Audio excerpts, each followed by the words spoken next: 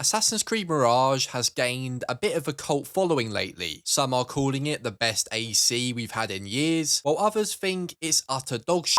And now, with a surprise new DLC on the way and Mirage being free on the Game Pass, I went back to replay it with a completely open mind. And it has given me a perspective not everyone will like me for, but you should definitely know about. So let's start with what Ubisoft repeats more times than my nan riddled with dementia. Mirage is the first game in a long time that returns back to its roots, which was a big promise to make that many of us liked the sound of, but it didn't exactly satisfy everyone at launch. On the surface, if you're anything like me, this game will immediately look very promising, as it truly feels like it's mimicking the classic games, instead of being a Greek or Viking RPG with the Assassin's Creed name just slapped onto it. The main protagonist Basim looks like a proper assassin, and the insane visuals and setting of Baghdad do look pretty promising. Parkour takes central stage again with cool looking animations and all the tartiness we all grew to love, and the smaller, more condensed map with plenty of structures to climb and traverse allows for this to take the spotlight instead of endless horse riding, like any proper AC game should be. However, what you might notice straight away is how slow the traversal is. Not only does it look like Basim has royally cacked his pants, unfortunately he feels like it too. And believe it or not, the parkour was slower than this at launch, and despite being sped up since, he still just feels slow and sluggish, from the way he runs to how he climbs and jumps. And it just feels like he's in slow motion most of the time. But to be fair, if you haven't played any of the classics recently, this might not be as much of a big issue and it won't be as noticeable. But I think what you might find most disappointing is, yes, we all love how traversal is central stage again, and I really like how animations for the most part are nice to look at, but it just doesn't feel like it's evolved much since Unity. In fact, it honestly feels like it's gone backwards, and some people might hate me for saying this, but the fast-paced, incredibly slick-looking animations are gone, and it just doesn't feel anywhere near as satisfying prancing around the map of Baghdad. But it's not terrible, and it isn't the end of the world, especially if the rest of the gameplay is so damn fun like some people say. So getting into combat, I do like the takedown animations.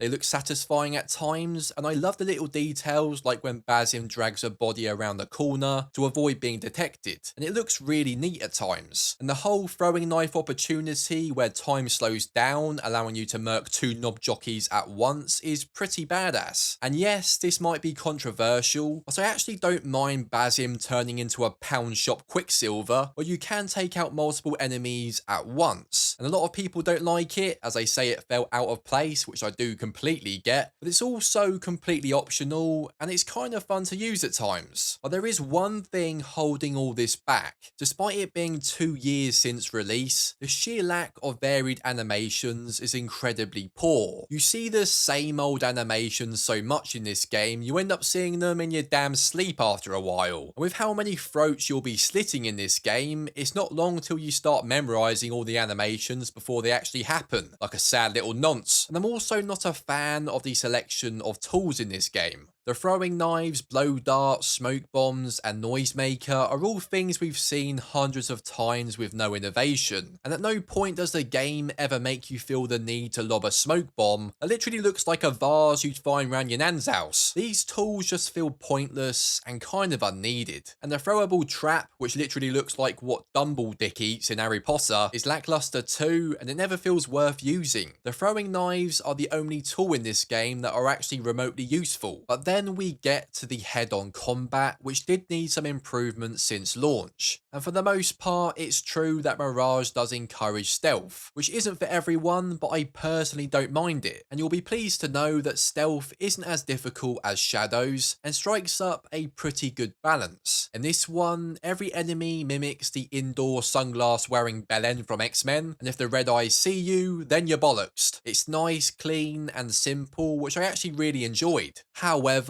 once you do get into head-on combat, it's a whole different story. Firstly, the controls. And I know this game is continuing from the RPG series, but I just hate using the bumpers to attack or assassinate. For a game returning to its roots, give us the classic game controls for Pete's sakes. But more importantly, just look at the combat and tell me how it somehow looks worse than every AC that's come before it. The lock-on feature might work okay, but the animations, hit detection, and everything just looks so off. And I remember it being bad at launch, but even now, it still feels so underwhelming. Finishing enemies looks piss poor, and be ready to witness the same sword to the lung animation over and over, and everything about it just feels so lackluster. And for me, it's not even a massive deal that most enemies are instant kill after one block. It's just a sheer fact of how dog shit your hits and attacks look. Very rarely do I ever say this about an AC game, but for me, they seriously got the combat wrong in Mirage.